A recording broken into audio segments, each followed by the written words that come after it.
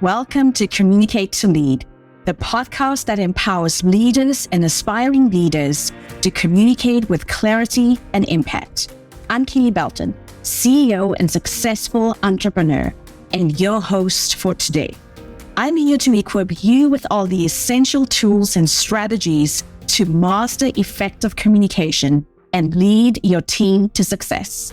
As the founder and CEO of The Tailored Approach, my goal is to empower you to be the best leader you can be. So sit back, relax, and join me in today's episode as we dive into the art of communicating like a true leader.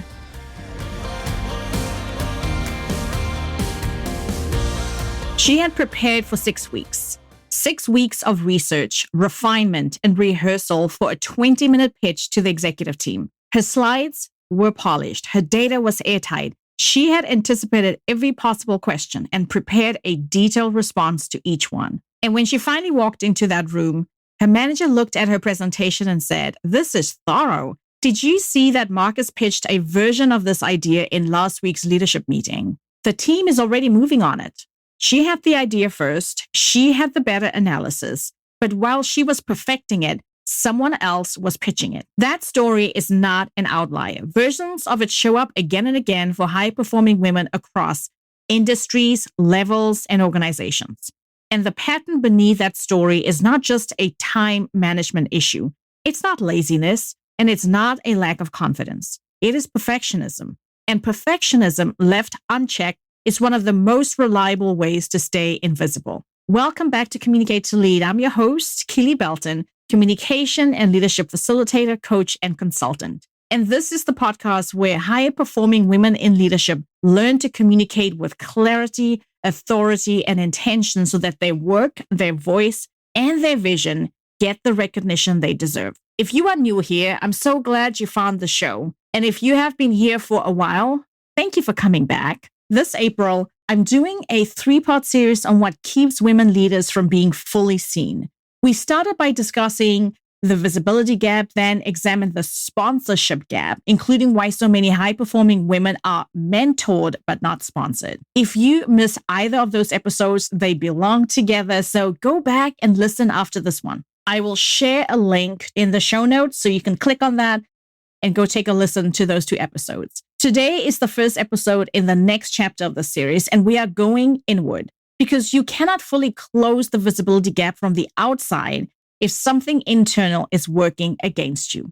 And for many of the women I work with, that internal force is perfectionism. Today's episode is not about lowering your standards. It's about understanding when your standards are working for you and when they are quietly working against you. By the time we finish today, you will have a clear framework you can start applying this week. Before we dive into today's episode, I want to ask you for your help with something. If this podcast has given you even one insight that has shifted how you show up in your leadership, would you take 2 minutes to leave a review on Apple Podcasts or Spotify?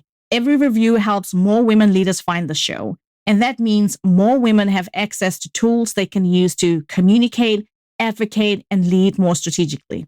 Okay, let's get into today's episode. I want to start by reframing something because most of us have been taught to think of perfectionism as a virtue. It shows up on resumes as a humble brag, where we say, "My greatest weakness, I'm a perfectionist." We wear it as a badge of high standards. But here's the distinction I want you to hold on to for the rest of this episode. Perfectionism is not high standards. High standards drive excellent outcomes.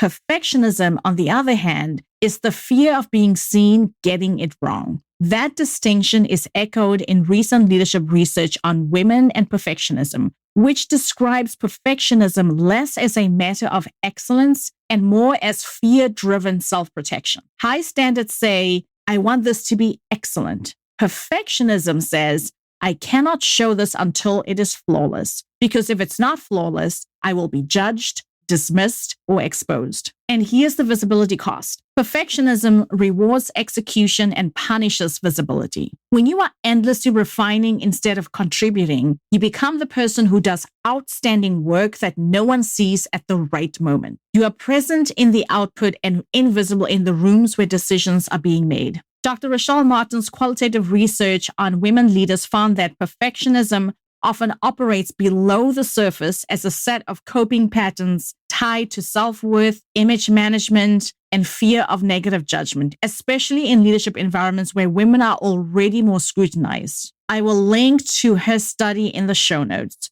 So you might be wondering, where does this come from? Why does perfectionism show up so strongly for women in leadership? The honest answer is that perfectionism in women leaders does not exist in a vacuum. It is, in a large part, a rational response to an irrational system. There is a well-documented phenomenon in organizational research called the double bind. Women in leadership are expected to be assertive but not aggressive, confident but not arrogant, authoritative but still warm and approachable, ambitious but not threatening. The bar is moving and contradictory, and it is applied differently depending on who is in the room. Mind Tools' 2026 analysis of women leaders and perfectionism describes this exact tension. Women are expected to project authority while also managing likability, which increases pressure to appear exceptionally polished and mistake-free. When women in these environments make a mistake or voice an underdeveloped idea, the consequences are often disproportionate. You might be seen as less competent. Your credibility takes a hit, whereas a male colleague's equivalent mistake would not. And your brain files all of that away. Over time, that data becomes a strategy. If the cost of being wrong is higher for me than for others in the room, then I will not speak until I'm certain I am right. I will not pitch until I'm certain it is perfect. I will not ask until I'm certain the answer will be yes. That response makes sense in the environment that created it. But the strategy that protected you in one context can cap your advancement in another. At a certain level of leadership, the standard is not perfection. The standard is strategic contribution at the right moment, with or without complete information. So it becomes what I call a visibility penalty. Quiet excellence gets mistaken for lack of leadership potential. You are doing the work, but you are not in the conversation where the work gets noticed. Research on women's workplace visibility makes a similar point. Strong performance alone does not reliably convert into perceived leadership readiness without visible contribution and narrative ownership. So you have to own your work in order for it to be visible. I want to walk you through 7 specific ways perfectionism shows up for women leaders, because naming a pattern is the first step to changing it. As I go through these, notice which ones feel familiar to you. Pattern 1, over-preparing before speaking up. This is spending hours, sometimes days, refining your slides, your talking points, or an email before you feel ready to contribute. The goal is flawless delivery. The cost is missing the fast-moving moment when your input was actually needed. I worked with a client I will call Adrienne. She's a senior manager at a tech company, and before every cross-functional meeting, she would spend 3 to 4 hours preparing. She had context, analysis, and backup data. She was the most prepared person in the room. And yet,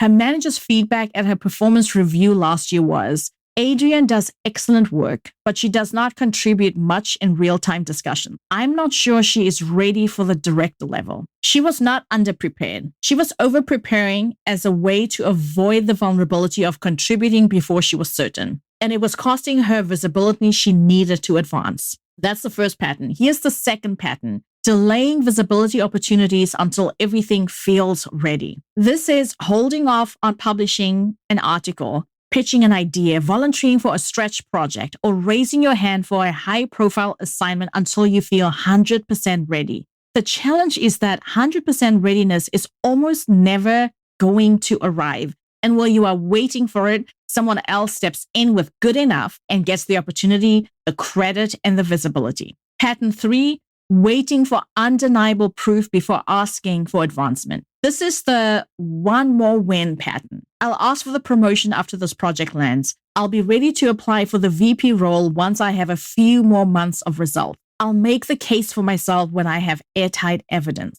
A widely cited Hewlett-Packard internal study discussed in Harvard Business Review found that men tend to apply for roles when they meet about 60% of qualifications, while women often wait until they are 100% ready or they meet 100% of the qualifications. Whether the exact numbers vary by context, the pattern is what matters. The threshold for ready enough is often much higher for women, and perfectionism is one reason. Here's pattern 4, holding back ideas in meetings to refine them first. This one hits home. You have a thought in a meeting, but instead of sharing it, you hold back because it is not fully formed yet. You want to think it through before you say it out loud. I can so relate to this as an introvert. I process internally before I'm ready to speak. So if this one sounds tough for you, hear me out. Because by the time you have refined it internally, someone else has said something similar and the conversation has moved on, or the moment has passed entirely. And the idea that came from your experience and expertise probably never gets heard. Here's pattern 5, over-delivering on details while under-communicating impact. This one is subtle and incredibly common. You produce extraordinary work. Your reports are thorough. Your projects are executed beautifully, but you are not naming the strategic value of what you have done. You deliver the output without translating it into business impact. And what happens is that your leaders see someone who is reliable and thorough. What they do not actually see is someone who is a visionary and strategic. Reliability gets you kept. Vision is what gets you promoted. Pattern 6, fear of feedback leading to self-silencing. This is anticipating criticism and preemptively shrinking your voice to avoid it, softening your recommendations, overqualifying your statements, adding so many caveats that your original point loses its power. This erodes executive presence over time because executive presence is not about being loud. It's about being clear, grounded, and willing to hold a position. So do you remember Dr. Rachelle Martin's research that I mentioned earlier? Well, her research on perfectionism among women leaders describes how fear of judgment and identity threat can lead to self-silencing and hypervigilance in leadership settings. So that means because you are so afraid of the feedback, you decide to say nothing.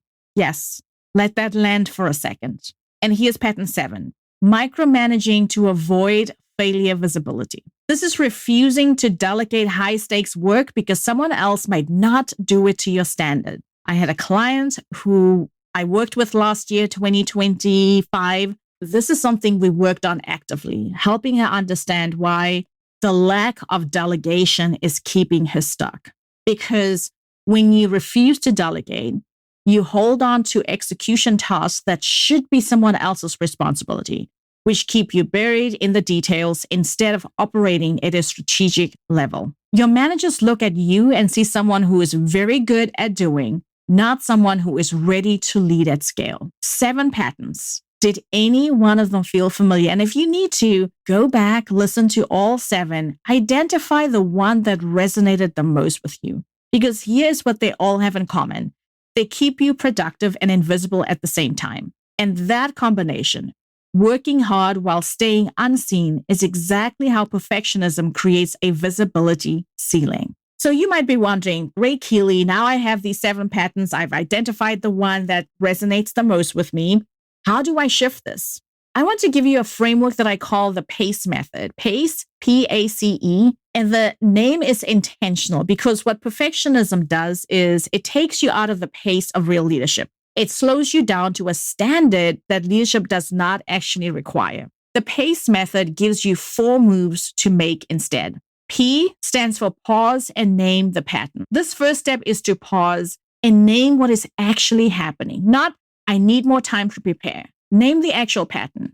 I am over preparing because I'm afraid of being challenged, or I'm afraid of being judged, or I'm not sharing this idea because it is not perfect yet, and I do not want to look unprepared. Naming the pattern matters because your brain cannot interrupt a loop it has not identified yet. So once you can say, this is pattern 3, the one more win loop, you have created a gap between the impulse and the action that you eventually take. That is P. So here's the A in P.A.C.E, which stands for assess the real standard. Ask yourself, what does the situation actually require? Not what your perfectionism is demanding, but what the situation genuinely calls for. Most leadership moments do not require 10 out of 10. They require a 7 or an 8, enough to contribute meaningfully, advance the conversation, or make a credible case. A client of mine started using what she calls the 70% check.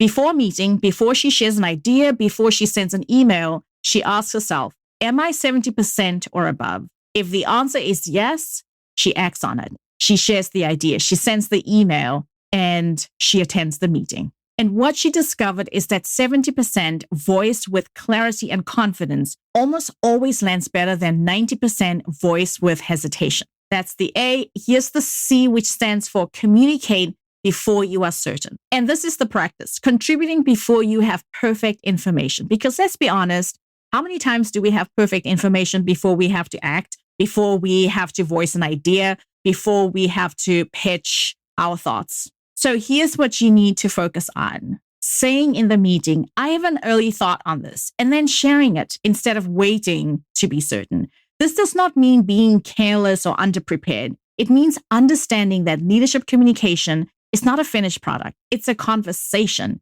and you can only be in the conversation if you show up. One phrase I give my clients is, I'm still developing this thinking, and I want to get your perspective. That one sentence lets you share something in progress without pretending it is finished. It invites collaboration and positions you as a strategic thinker who engages with ideas in real time. And it gets you visible. Here's the final E. Evaluate impact, not execution. This is the E in P.A.C.E. And this final step is a shift in communication. When you finish a project, deliver a presentation, or complete a piece of work, your instinct might be to focus on how well you executed it, how clean the analysis was, how polished the slides looked. I invite you to shift the focus to impact. What did this deliver? What problem did it solve? What did it make possible? When you communicate in impact language, you stop sounding like someone who does excellent work and start sounding like someone who drives excellent outcomes. That is a visibility shift, and it is available to you in almost every professional conversation you have. So here's P.A.C.E. again. P, pause and name the pattern. A, assess the real standard. C, communicate before you are certain. And finally, the E in P.A.C.E., evaluate impact, not execution. 4 moves that shift you from perfecting to contributing. So before I let you go, I want to give you one concrete thing to do before your next week. Go back through the 7 patterns I described earlier and take some notes if you need to. Identify the one that shows up most for you. Not all 7, one. Then find one opportunity this week to interrupt it using the P.A.C.E. method. One meeting where you share a thought before it is fully formed. One email you send at 80% instead of waiting for 100%. One conversation where you name your impact instead of only describing your process. You are not trying to eliminate perfectionism in a week. You are testing what happens when you loosen the grip by 1 to 2 degrees. Pay attention to how the room responds. Pay attention to how you feel. Most women are surprised to find that contributing at 80% with clarity and confidence often lands better than contributing at 100% with hesitation. That becomes your data point. Here's a preview of what is coming next in this 3-part miniseries. We have talked today about the internal force, the pattern of perfectionism that keeps women leaders from being fully visible. But there's a second piece to this, and it is the external environment. Because some women are not struggling mainly because of perfectionism. They are struggling because the environments that they are in is actively working against them. Unsupportive managers, cultures that talk about advancement but fail to create pathways for women. Workplaces where the rules shift depending on who is being evaluated. So next week, Thursday, we are going to talk about unsupportive work environments, what they do to your leadership, and more importantly, how you can navigate them without losing yourself in the process. And